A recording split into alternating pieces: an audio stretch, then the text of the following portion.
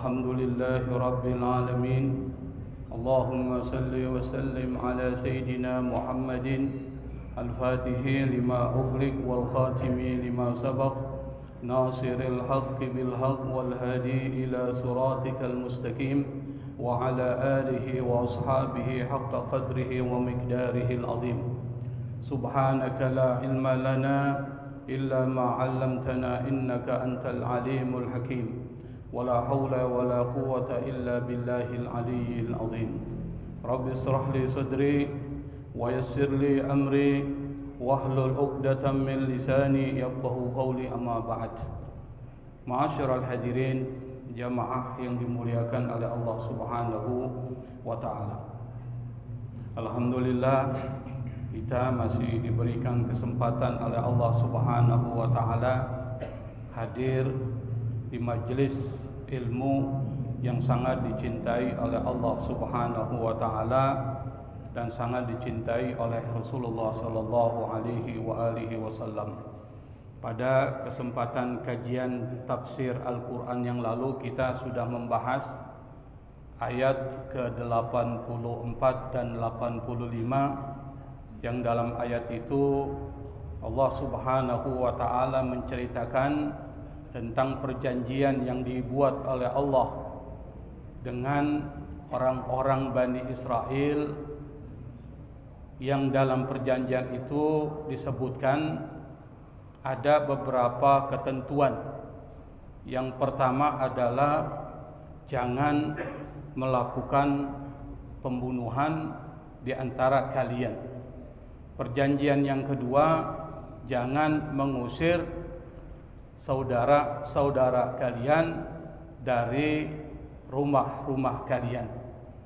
Tetapi dalam realitasnya apa yang dibuat perjanjian tersebut telah dilanggar oleh orang-orang Bani Israel atau orang-orang Yahudi yang tinggal di kota Madinah pada zaman Nabi Muhammad sallallahu alaihi wasallam. Dalam persoalan adanya faksi atau kelompok dari klan Yahudi yang kita sudah pelajari ada 3. Yang ketiga klan ini ternyata memihak kepada 2 suku yang selalu berperang, yaitu suku Aus dan suku Khazraj. Yang di dalam pertentangan itu terjadilah pembunuhan-pembunuhan dan terjadilah pengusiran. Di sini Allah ceritakan mereka telah melanggar perjanjian yang dibuat antara Allah dan orang-orang Bani Israel. Nah, pada ayat berikutnya Allah Subhanahu wa taala memberikan stempel kepada mereka tersebut dengan satu ayat yang sangat tegas dalam ayat ke-86.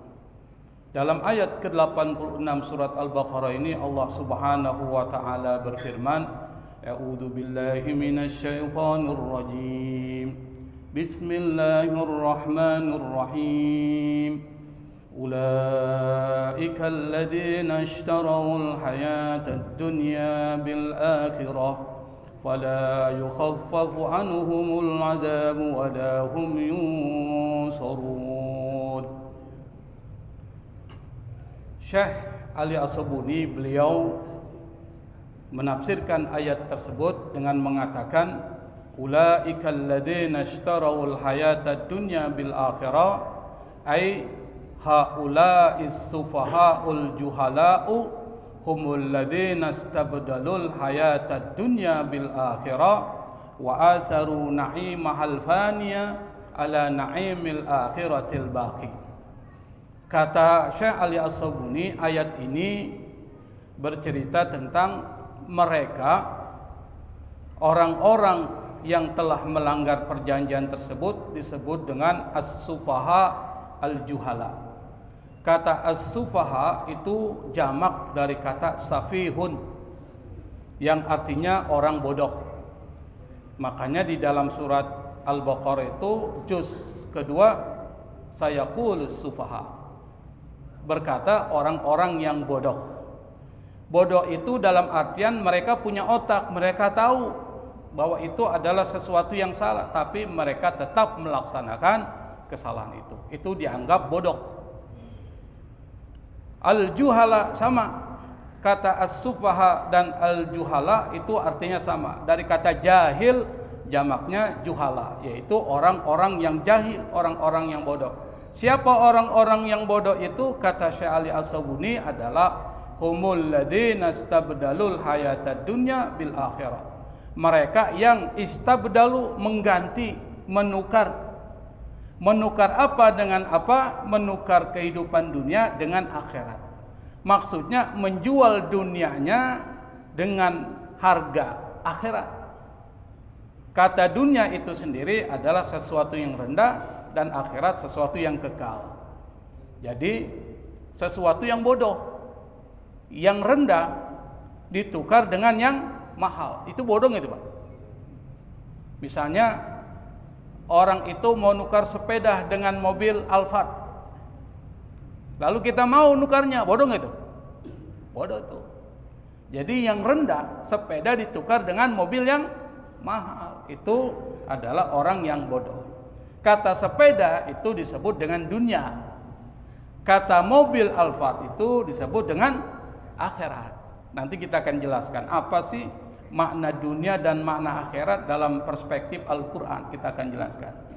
Wa atharu na'imahal fani, kata Syekh Ali As-Sabuni, mereka atharu lebih mengutamakan na'imahal fani, kenikmatan dunia yang fana, ala na'imil akhiratil baqi, dan kenikmatan akhirat yang kekal.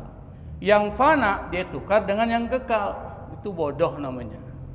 Nah, konteks dari ayat ini adalah orang-orang Yahudi, baik yang hidup di zaman Nabi Musa maupun yang hidup di zaman Nabi Muhammad SAW. Kenapa? Mereka ini punya karakter yang sama. Zaman Nabi Musa dengan zaman Nabi Muhammad SAW, orang-orang Yahudi itu punya gaya hidup yang sama. Apa? Yang pertama, materialistik. Segala sesuatu ukurannya itu materi. Dan sekarang masyarakat kita sama dengan orang-orang seperti ini. Ukuran keberhasilan itu adalah materi. Kalau dia punya mobil banyak, punya rumah besar, maka dianggap sukses tuh. Padahal belum tentu itu adalah kesuksesan. Kita ini sudah didoktrin bahwa kesuksesan itu adalah materi, sehingga anak-anak kita itu dijejeli dengan pendidikan materi semua. Misalnya sekolah madrasah atau sekolah SD. Biasanya orang-orang sekarang masukkan kemana tuh? SD, Pak. Kenapa? Ente kalau mau masuk madrasah mau jadi apa? Jadi ustadz. Begitu kan pikirannya? Pasti masukkan SD. Nanti habis SD, sanawiyah enggak? SMP. Habis SMP, SMA. Habis SMA, perguruan tinggi umum. Kenapa? Pikiran mereka kalau sekolah di sekolah itu, maka dia akan sukses. Jadi ukurannya materi. Maka jangan heran kalau banyak orang itu mendidik anaknya itu di materi. Setelah mereka besar, mereka berpikiran materi. Maka tidak heran kalau banyak terjadi persoalan-persoalan sekarang, Pak. Di pemerintahan, di partai politik, persoalan-persoalan etika udah nggak penting lagi tuh. Yang penting apa? Saya dapat kekuasaan, saya dapat jabatan, saya dapat uang. Soal ini adalah bagian dari melanggar etik, nggak penting tuh. Udah nggak ada rasa malu. Kenapa? Karena pendidikan kita keliru. Nah, orang-orang Yahudi itu selain karakternya adalah karakter yang materialistik, nanti kita akan jelaskan seperti apa materialistik dia. Kedua, gaya hidupnya hedonis. Hedonis itu hanya cari kenikmatan aja. Yang dia cari itu adalah sesuatu yang mengandung kenikmatan dunia. Itu yang dicari. Dan zaman sekarang orang-orang Islam banyak yang seperti orang Yahudi, Pak. Makanya mereka perlu ngaji, disadarin supaya mereka jangan sampai terjerembab terjebak di dalam kehidupan hedonis. Hedonis itu artinya orientasi hidupnya adalah kenikmatan aja, kesenangan. Dan yang ketiga konsumtif. Konsumtif itu maksudnya apa? Banyak belanja, banyak membangga-banggakan sesuatu yang dimiliki, konsumtif. Kira-kira orang Islam sekarang banyak yang begitu, Pak? Banyak. Jadi orang Islam, agamanya Islam, tapi gaya hidupnya banyak orang-orang Yahudi yang dia contoh. Padahal di dalam Islam itu apa yang dijadikan sebagai target hidup oleh orang-orang Yahudi itu semuanya menipu. Semuanya itu tidak bertahan lama. Yang bertahan lama adalah kehidupan akhirat. Maka di dalam Al-Quran dan di dalam sejarah perkembangan orang-orang Yahudi itu dijelaskan bagaimana gaya hidup mereka itu dikritik oleh Allah. Yang ini nanti pesannya juga ke kita. Apa? Mereka itu menjadikan agamanya sebagai alat untuk mendapatkan kenikmatan dunia. Itu orang Yahudi itu. Apa? Misalnya mereka, kalau ada orang bertanya tentang agama kepada mereka, mereka memberikan persyaratan mereka harus membayar. Kalau orang-orang pendeta Yahudi itu membacakan Taurat atau melakukan ritual ibadah, mereka ini harus membayar kepada mereka, disuap. Aklihimus suhud, di dalam Al-Quran disebutkan mereka itu suka memakan suap, sogokan, uang-uang yang enggak benar. Itu orang Yahudi itu. Dan itu terjadi di Madinah. Makanya pada saat Nabi Muhammad SAW datang membawa ajaran Islam, orang-orang Yahudi ini khawatir jangan-jangan nanti posisinya, pekerjaannya bisa hilang nih. Jadi terkait dengan persoalan ekonomi lagi. Yang kedua, mereka ini disebut sebagai orang yang mengutamakan kehidupan dunia ketimbang akhirat. Mereka suka menyembunyikan kebenaran. Kalau ada yang menguntungkan, baru ayat-ayatnya disampaikan tuh. Kalau ayat-ayat itu tidak menguntungkan dia nggak sampaikan tuh, Pak. Biasanya banyak mubalik yang modelnya gitu. Kalau diundang oleh pejabat nih, maka ayat-ayat keras yang mengkritik kehidupan dia nggak ambil tuh, Pak. Biasanya begitu. Apa yang diangkat? Dipuji-puji dia. Carilah ayat-ayat yang bisa membuat dia terpuji, membuat dia merasa dipuji. Banyak nggak gitu, Pak? Banyak gitu. Nanti masuk kategori ulaikal ladzina ishtarawul hayatad dunya bil akhirah. Hati-hati, Pak, para ustadz, para guru ini. Jangan sampai kita terjebak nih. Nah, di dalam konteks sekarang kata Allah dalam Al-Quran, mereka yang menjual kehidupan dunia dengan harga akhirat. Padahal kehidupan dunia ini adalah sesuatu yang fana, sesuatu yang temporer, sesuatu yang tidak bertahan lama. Sementara harga yang digunakan untuk membelinya adalah sesuatu yang mahal. Maka dijelaskan dalam konteks sekarang misalnya seperti apa? Misalnya kalau orang dipanggil ceramah, Pak, lalu dia tetapin honornya tuh masuk kategori ini. Dia tetapin honor. Kalau honornya nggak sesuai dengan yang ini, dia nggak datang tuh, Pak. Masuk tuh kategori mereka menjual kehidupan dunianya dengan akhirat. Dan ini banyak terjadi. Itu satu tuh. Kedua, dia ngapal Quran, dia ngapal hadis. Tujuannya apa? Untuk ikut musabaqah.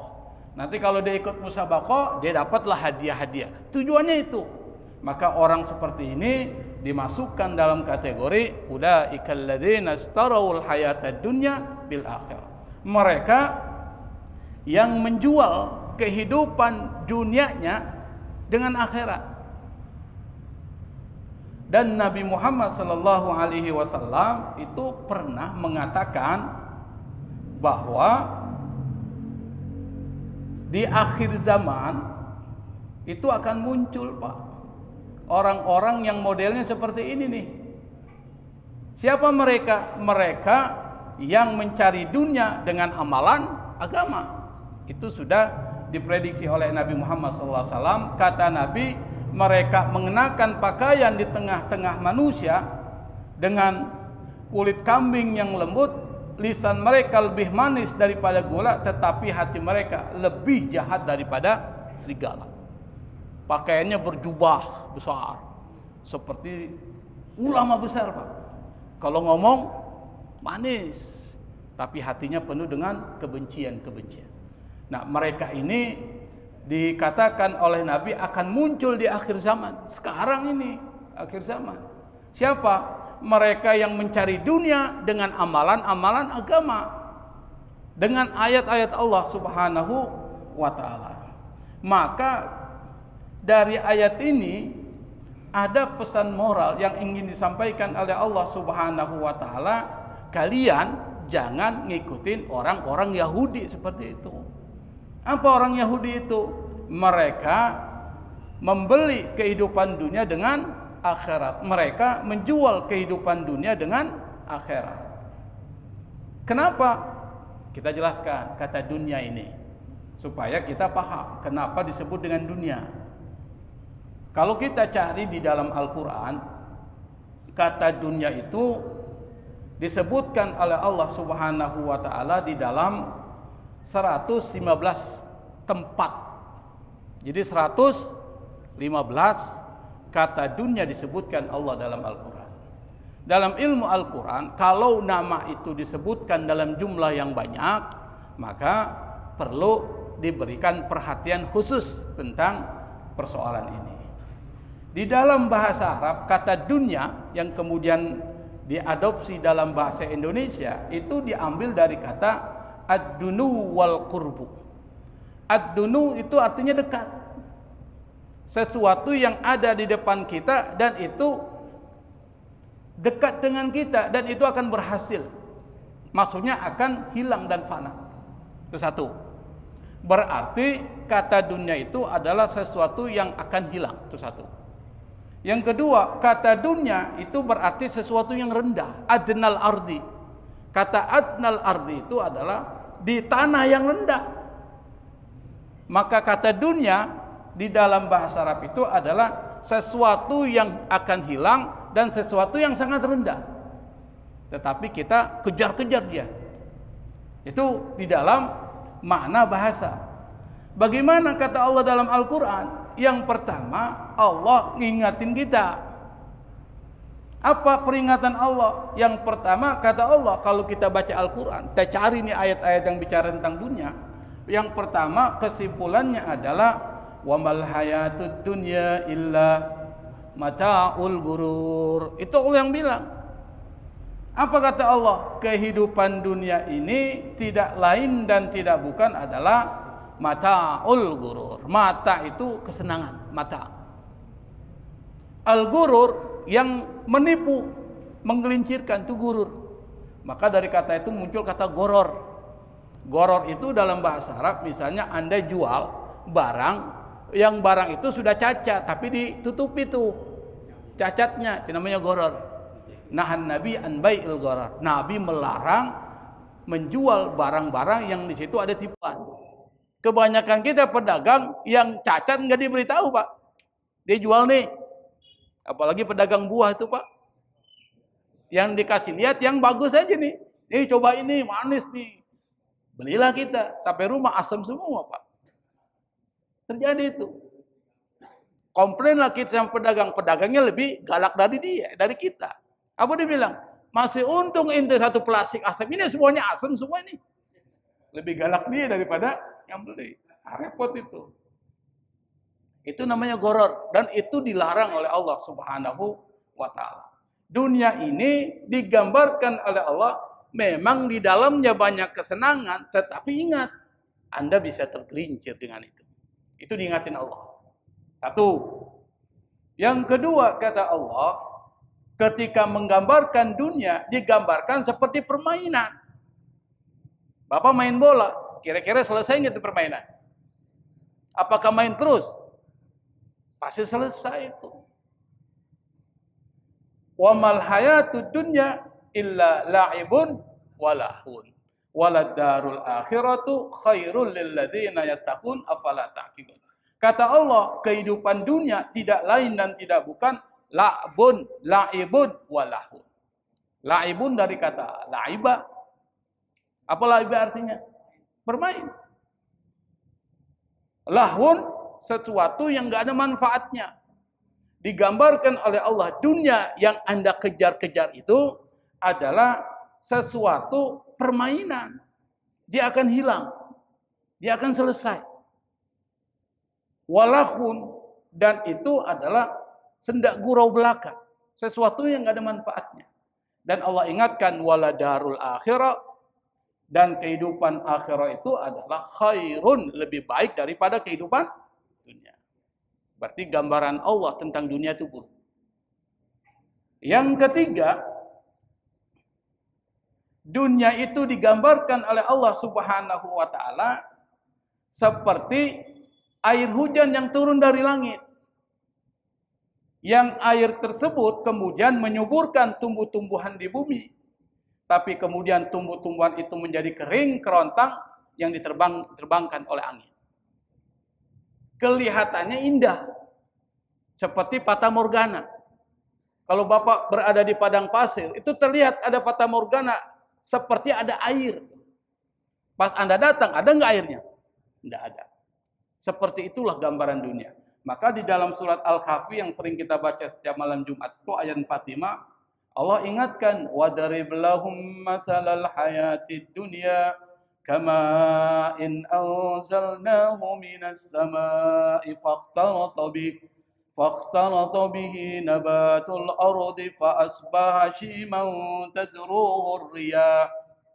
Ibarat air hujan yang turun dari langit menyuburkan tumbuh-tumbuhan di bumi, lalu kemudian tumbuh-tumbuhan itu menjadi kering kerontang yang diterbangkan oleh angin. Surat Al-Kahfi ayat 45. Nanti dibuka itu, Pak. Itu tiga itu digambarkan Allah dalam Al-Quran. Perlu kita catat nih, Pak. Yang keempat apa? Alladzi khalaqal mauta wal hayata liyabluwakum ayyukum ahsanu amala. Dunia dan kehidupan dunia ini tempat ujian. Anda diuji. Dunia ini dihadirkan oleh Allah Subhanahu wa taala untuk uji Anda. Kira-kira siapa di antara kalian yang amalnya baik? Jadi tempat ujian. Kalau kita diuji, kira-kira kita ingin mendapatkan nilai baik atau nilai buruk? Nilai baik. Kalau kita ingin mendapatkan nilai baik, belajar nggak, Pak? Belajar. Sama, kalau Anda berada di dunia, maka yang harus Anda lakukan adalah fastabiqul khairat. Banyak membuat kebaikan, nanti hasil dari kebaikan itulah Anda akan petik di dunia dan Anda akan petik di akhirat. Di dunia, Anda pasti akan sukses. Di akhirat, Anda akan dapatkan surga. Kenapa saya mengatakan di dunia sukses? Karena orang-orang yang punya karakter yang baik pasti sukses. Pasti, Pak, sukses. Siapa? Orang beriman. Qad aflahal mu'minun. Orang beriman pasti akan sukses. Allah yang bilang. Maka pakai qad aflah. Ini harfut tahqiq, ini fi'il madhi. Kalau harfut tahqiq ketemu fi'il madhi, itu pasti terjadi. Pertanyaannya kita beriman enggak? Beriman, Ustaz. Kok enggak sukses ya? Berarti ada yang salah dengan iman Anda. Intinya gitu kan? Ada yang salah. Iman Anda belum benar-benar beriman. Kenapa? Apa orang beriman itu? Kata Allah dalam Al-Quran, alladzina hum fi salatihim khasyu'un. Yang pertama, orang yang sukses itu kata Allah, orang yang sholatnya khusyuk. Anda khusyuk nggak? Belum lah. Kenapa saya mengatakan belum khusyuk? Allahu Akbar. Muncul tuh semua yang ada di dunia yang pernah menghadapi kita, muncul tuh semua. Cuma khusyuknya di apa? Allahu Akbar. Kata Imam Al-Ghazali, itulah tingkat minimal khusyuk seseorang. Kalau dia ingat Allah saat Allahu Akbar, cukuplah dia. Tapi kalau khusyuk yang sebenarnya, panah yang dilemparkan orang ke tubuh kita nggak terasa, kita tetap sholat. Itu khusyuk.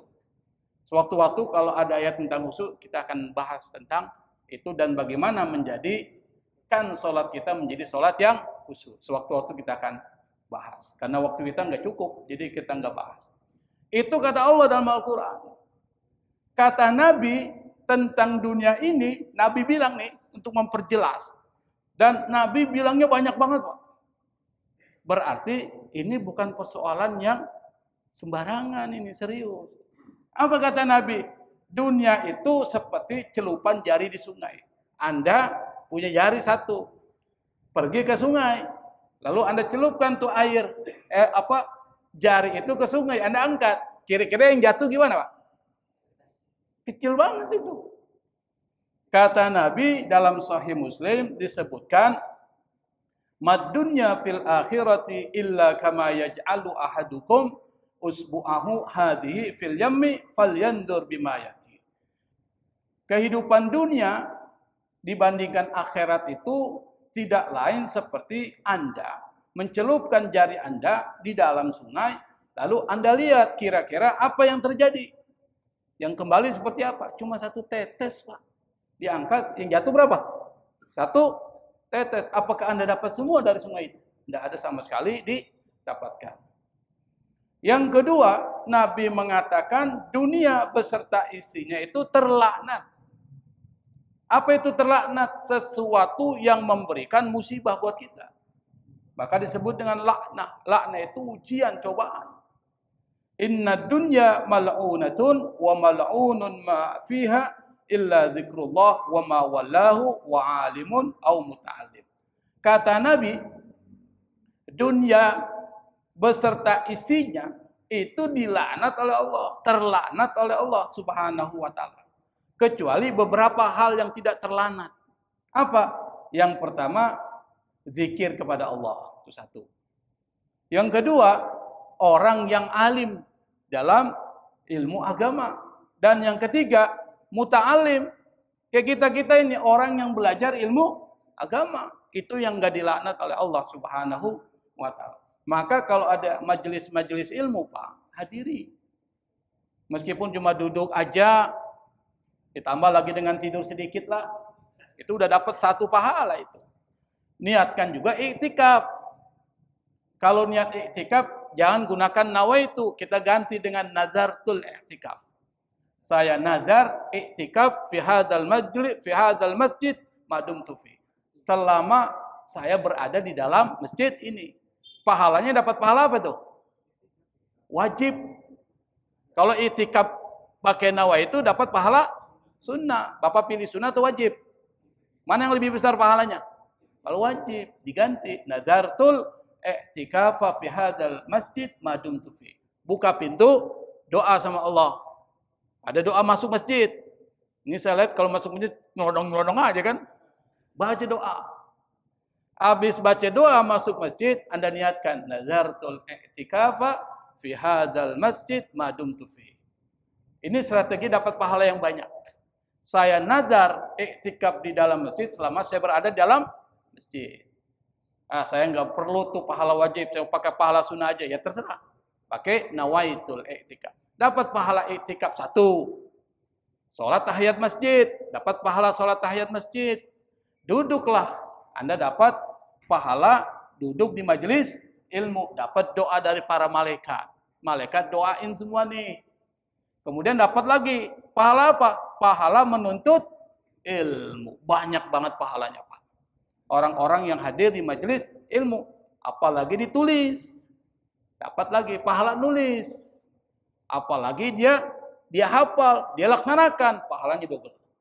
Itulah barakahnya ilmu. Makanya yang tidak dilaknat oleh Allah Subhanahu wa taala kata Nabi adalah alim au muta'allim. Orang yang berilmu atau orang yang mempelajari ilmu. Yang berikutnya kata Nabi, bagaimana Nabi mengejek dunia ini dengan ibarat seperti penjara. Ad-dunya sijnul mu'min wa jannatul kafir. Kata Nabi, dunia ini penjaranya orang beriman. Maksudnya apa? Maksudnya Anda di dunia jangan sembarangan, Anda di penjara. Orang kalau di penjara bisa melakukan apa sih, Pak? Enggak banyak. Karena dia tertahan, terbelenggu. Karena dia tidak banyak melakukan sesuatu, maka dia tidak bisa memuaskan keinginannya di surga, di penjara. Anda di penjara bisa nggak makan somai? Bisa nggak Pak? Nggak bisa. Bisa nggak pergi-pergian? Nggak bisa. Tertahan. Nah, dunia kata Nabi seperti penjara. Kenapa? Anda harus menahan syahwat Anda. Kalau tidak ditahan syahwat dan keinginan kita bisa akan terjerembab di dalam kehidupan yang melaknat ini. Atau kehidupan yang menggelincirkan ini. Maka kalau kita dikumpulkan nih Pak, apa yang dikatakan Allah dan apa yang dikatakan oleh Nabi tentang dunia itu jelek banget tuh. Satu tuh. Karena dia jelek banget, maka Allah ngingatin kita dalam surat Fatir, "Fala tagurrannakumul hayatud dunya wala yagurrannakum billahil ghurur."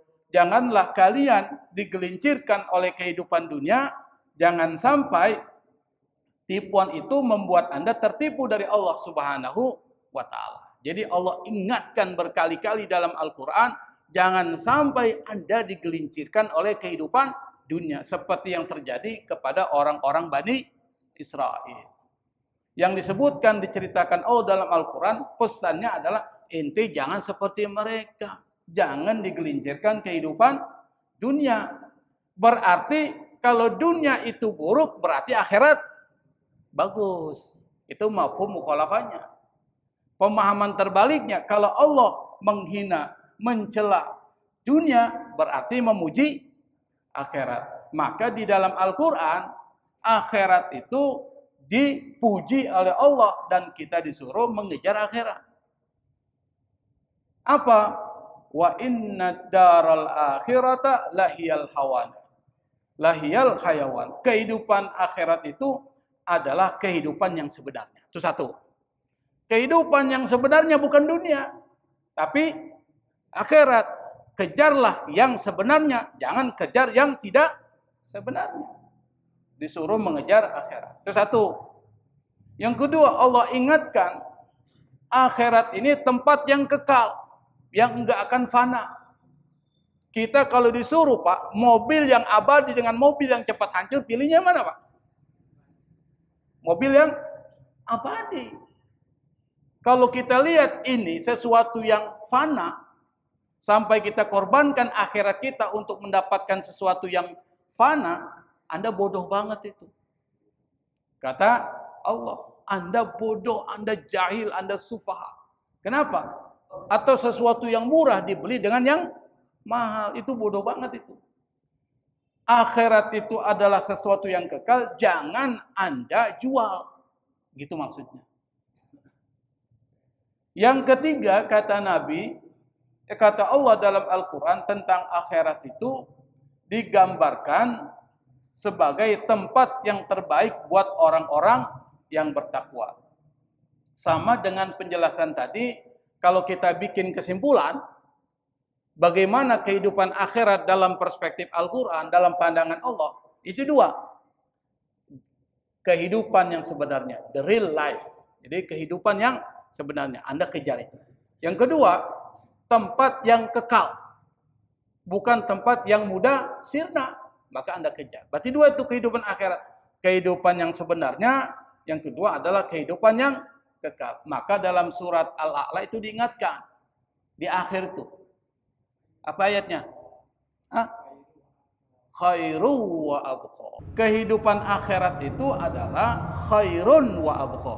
Lebih baik dan lebih kekal, dan itu disebutkan dalam semua kitab-kitab suci yang diturunkan Allah Subhanahu wa Ta'ala. Diingatkan dari zaman Nabi Adam sampai zaman Nabi Muhammad sallallahu alaihi wasallam. Tapi dalam kehidupan kita seringkali lupa. Kenapa? Karena setan juga bermain, Pak. Hawa nafsu bermain, dua ini. Maka Allah ingatkan dalam Quran, inna syaitana lakum aduwwum mubin. Setan buat Anda itu musuhmu. Allah yang bilang. Hawa nafsu itu adalah musuhmu. A'da aduwika nafsuka allati baina jambi. Kata Nabi, musuh yang paling dahsyat yang harus Anda lawan adalah siapa?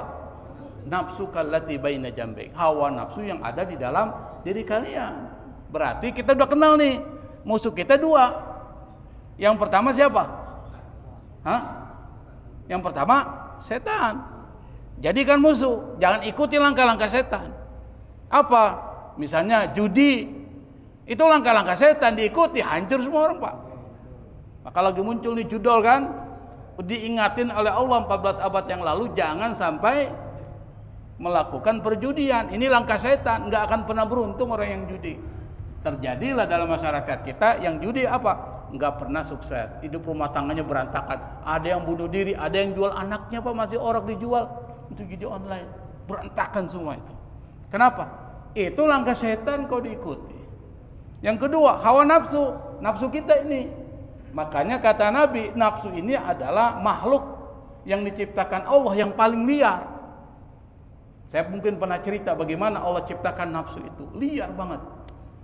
Sampai-sampai Nabi Yusuf alaihissalam pernah mengatakan, karena Nabi Yusuf hampir saja tergoda, Pak, dengan rayuan Siti Zulaikha. Cantiknya luar biasa, orang terhormat, terpandang, bangsawan, orang kaya. Siapa yang tidak tertarik? Saya tanya sama bapak, jujur aja. Ada perempuan ngerayu bapak, cantik dia, kaya lagi, terhormat, wangi lagi, pakai parfum. Kira-kira iman bapak bisa goyah nggak? Oh, goyah itu, udah pasti jawabannya kan. Nabi Yusuf saja sampai seperti itu. Yang umur 70 udah enggak. 70 aja enggak katanya. Bukan enggak goyah, orang nggak ada kemampuan. Kalau syahwatnya masih ada. Anda bayangkan apa kata Nabi Yusuf? Wa ma ubarri'u nafsi innan nafsa la ammaratun bisu. Saya tidak akan ikuti nafsu saya itu. Kenapa? Karena nafsu itu mengantarkan pada perbuatan yang jahat. Nabi Yusuf hampir tergoda, Pak. Tapi karena dia ingat, kalau seandainya bukan karena petunjuk Tuhanku, pasti saya akan jatuh ke situ. Dia ingat. Maka itu dianjurkan kita, diajarkan, jangan sampai mengikuti hawa nafsu kita. Maka dibaliklah pesan moralnya. Anda harus membeli kehidupan akhirat dengan dunia. Jadi akhirat yang Anda beli dengan apa? Dunia sebagai harganya. Berarti Anda membeli akhirat yang kekal itu dengan dunia yang fana. Makanya pernah ada satu kisah, Pak. Kisah ini luar biasa ini. Namanya seorang sahabat Nabi yang bernama Sa'id bin Amir al-Jumahi. Beliau ini termasuk orang yang pernah mengkritik Umar bin Khattab sebagai khalifah. Tapi Umar bin Khattab ini orang soleh, dikritik dia nggak marah. Beda dengan pimpinan kita, Pak. Dikritik marahnya luar biasa kan. Padahal kritik itu bagian dari perbaikan diri. Perlu dikritik. Kenapa? Karena orang beriman itu cerminnya orang beriman. Kalau dikritik orang, introspeksi. Oh iya, saya ada kekurangan ini, harus saya perbaiki. Seharusnya gitu, jangan marah. Umar bin Khattab dikritik oleh Sa'id bin Amir al-Jumahi, dia nggak marah, Pak. Lalu kemudian dia bilang, engkau telah mengkritik aku, maka saya minta kepada engkau menjadi gubernur di satu negeri. Kata Sa'id bin Amir al-Jumahi, dia tolak, Pak, dia nggak mau tuh. Tapi apa kata Umar? Jangan kau bebankan semua persoalan dunia ini ke saya, kau harus bertanggung jawab. Akhirnya karena itu menjadi alasan Umar bin Khattab, Sa'id bin Amir al-Jumahi akhirnya terima, jadilah dia gubernur. Ketika dia menjadi gubernur di satu wilayah, lalu kemudian para delegasi wilayah itu datang kepada Khalifah Umar bin Khattab, membawa catatan-catatan orang-orang yang berhak mendapatkan zakat dari Baitul Mal. Umar bin Khattab lihat nih, satu persatu dia lihat. Itulah pimpinan, Pak. Jangan cuma tanda tangan doang, lihat juga tuh satu persatu isinya. Di situ ada nama Sa'id bin Amir al-Jumahi. Umar tanya, ini Sa'id bin Amir al-Jumahi ini yang gubernur situ? Iya, Khalifah.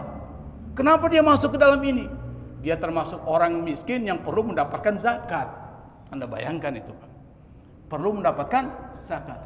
presiden, gubernur Pak, termasuk mustahikus zakat. Bisa bayangkan itu. Umar malu dia, kok bisa ada gubernurnya yang seperti itu.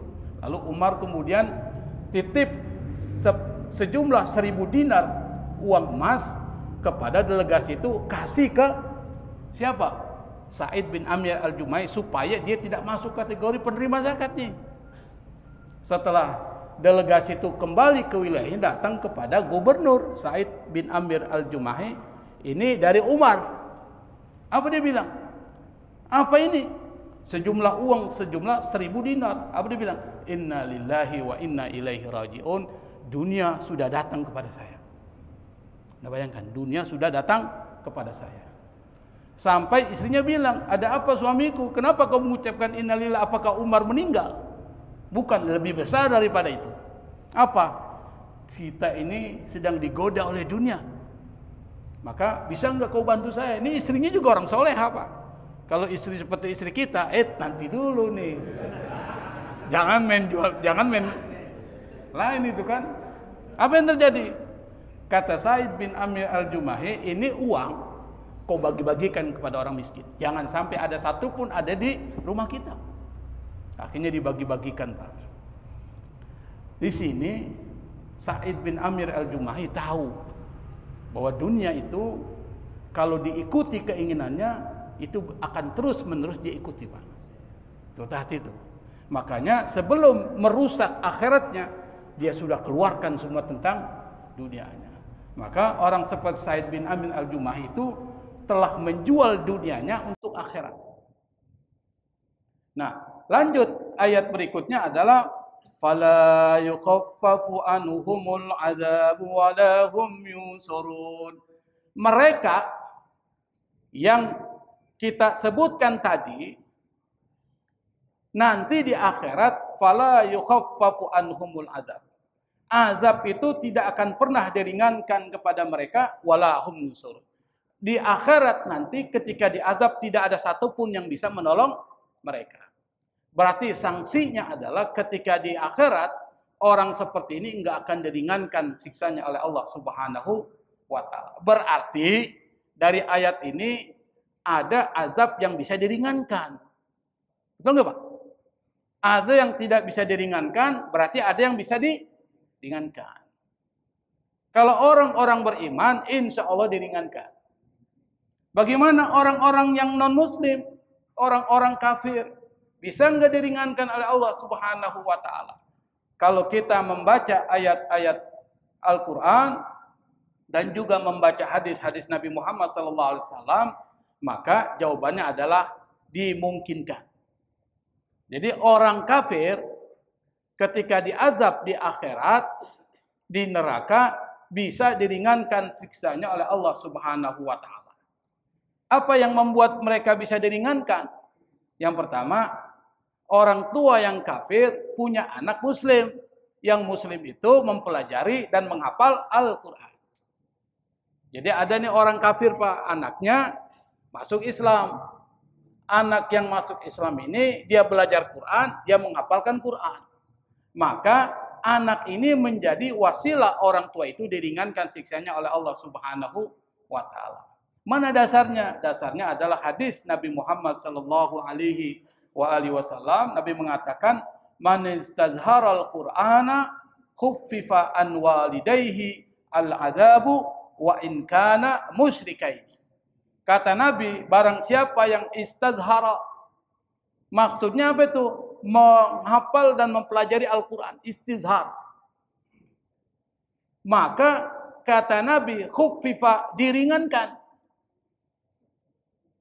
an walidayhi, dari orang tuanya, diringankan apa? Al-adzabu, azabnya. Wa in kana musyrikaini, meskipun kedua orang tuanya itu musyrik.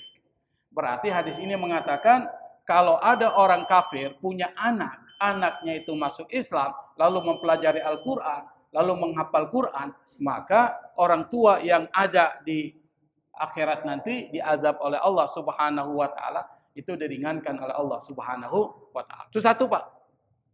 Yang kedua, sedekah. Kalau sedekahnya orang beriman, lain ceritanya. Tapi sedekahnya orang yang enggak beriman, orang kafir, non-muslim, kan banyak tuh. Dia punya perusahaan, kaya, lalu kemudian dia bantu orang tuh. Namanya yang disebut dengan CSR. Apa tuh CSR? CSR. Corporate Social Responsibility. Ada CSR itu. Tanggung jawab sosial perusahaan. Dia biasanya bantu tuh orang tuh melalui dana yang ada di perusahaan itu. Punya orang non-muslim misalnya, dia bersedekah. Tidak pakai niat. Atau dia berikan hadiah, pemberian. Ada orang non-muslim kasih sapi kurban. Ada kan? Ada tuh. Dia nggak dapat pahala, Pak. Tetapi itu masuk kategori bagian dari dia memberikan sesuatu. Pahala dia nggak dapat. Kenapa? Karena dia bukan orang Islam. Yang membuat seorang dapat pahala itu kalau dia orang Islam. Maka orang itu dapat keuntungan. Keuntungan pertama apa?